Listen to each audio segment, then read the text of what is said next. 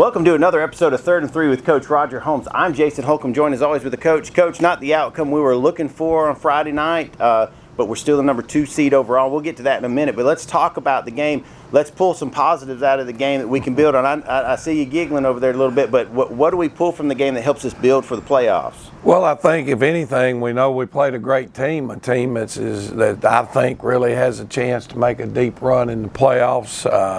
They kind of did to us what we like to do. They hung on to the football. They kept it. We only had the football 13 of the 48 minutes of the game. Wow. They dominated the time of possession. They moved the football extremely well. Defensively, they stopped us twice in the red zone. Yes. And, when you get down there, you have to convert. We were in situations where we just outside of field goal range when we threw an interception on 4th down down there, and that was okay. Under the circumstances, they played it pretty good.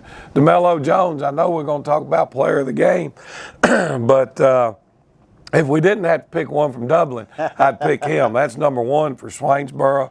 What a phenomenal athlete, and he did exactly what you talk about. Big-time player stepping up in big-time games. Yes. He intercepted that pass on 4th down. He ran for 220-something yards, or I think whatever, right. a huge number. In the playing quarterback. Right. He went out to wide receiver. He called a touchdown for them on a 4th and 20, 4th and 23. Went up between 2 defenders, made the play, and then called a touchdown in the end zone. And then had a 70-yard run for a touchdown.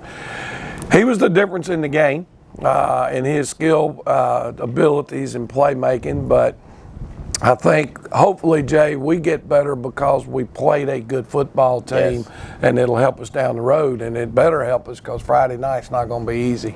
No, it's not. But before we get to Friday night, let's go ahead and check out who our Optum Player of the Week is for last week's game.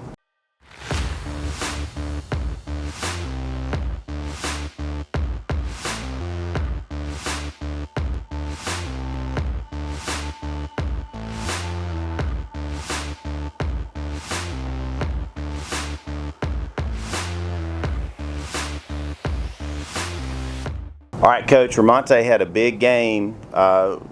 You always like when you see somebody make a bunch of tackles. You said he had like 14, 15 tackles, but we also didn't want him to have to be making that many tackles too, I imagine. Well, he had a great night. They ran to him, they ran away from him, and he found ways to make plays. He made 14 tackles. He had 3 tackles for loss.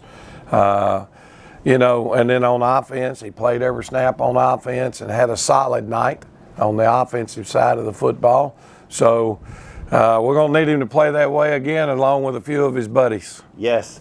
We want to thank our folks from Optum for giving us the chance all season long to be able to celebrate our players of the week and for everything they do on the sidelines to help players. Had a Swainsboro guy go down at one point, and here comes Coach Melissa running out there to go do her part, and thankfully everything worked out all right. But thank you, Optum, for everything that you do for us all season long for all our sports. But, Coach, we don't have much time to worry about our wounds. We got to lick them and get moving because we got a Pelham school coming to the bowl this week that is a quality football team. Tell me what we're doing to get ready for them and to hopefully advance into that second round. Well, the first thing people need to look at is their record. They're a 3-7 football team. When you look around, their strength of schedule is ranked number 8 or number 9 in the state. They've played Brooks. They played Irwin. They played Bleckley, which is ranked in the top 10 again. They played Cook. So, they've lost several games, but they've lost to teams that probably they were supposed to not beat. With that being said, when you look at their film, you can see how they have continually gotten better all year. They're a young football team. Their head football coach is Leonard Guyton.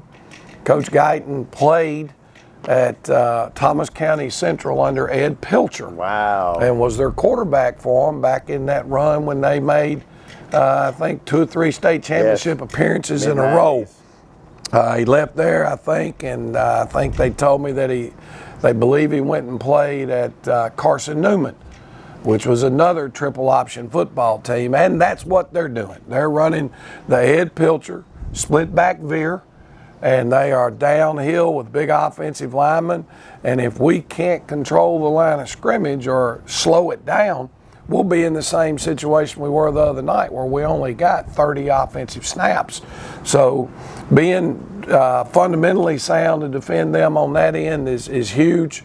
They have played the wing T. They played Irwin County, and they did a good job of controlling Irwin's run game. Irwin hurt them some throwing, but Irwin is got a quarterback that throws the ball a great deal anyway. Wow. Well, we're going to have to be ready because we want to make sure that we're advancing to that next round, but we can only do it if we win this week, and we need your help with that as well. Big important notice is the fact that tickets are only on sale through GoFan this week, guys. This is a GHSA rule that's gone in place, so you can't pick the tickets up here at the high school or pick them up the night of. You got to buy them on GoFan, and then you'll show your ticket whenever you come to the door. So be sure that you get those tickets because we want to pack this bowl out, Coach. And I know for you, it means so much because we had a good crowd again. We had a last great week. crowd. They were excited. It was good to hear the cans rattling and that type stuff. But I do want to also mention, Jay, our people that have the reserve seat section, just bring that ticket with you. And they will allow you to get in that reserve seat section and sit in your chair. There is no extra fee for any of that because they lost their Charlton County game at home this year. So we want to make, now you'll have to buy your ticket to get into the game because GHSA controls all of that. That's why we're not selling tickets here. But you will be able to get your reserve seat ticket spot by presenting that ticket when you get here. Good deal. And Coach, I know we want to make sure that you guys go buy those tickets, have them ready to roll. We want the bowl packed out. There's no promise of next week. There's only a promise of this week. So we need you guys to come out and support us. 7:30 is the kickoff right here at Shamrock Bowl. Buy your tickets on GoFan. Support the Irish all season long, and we'll see you Friday. This has been 3rd and 3 with Coach Roger Holmes.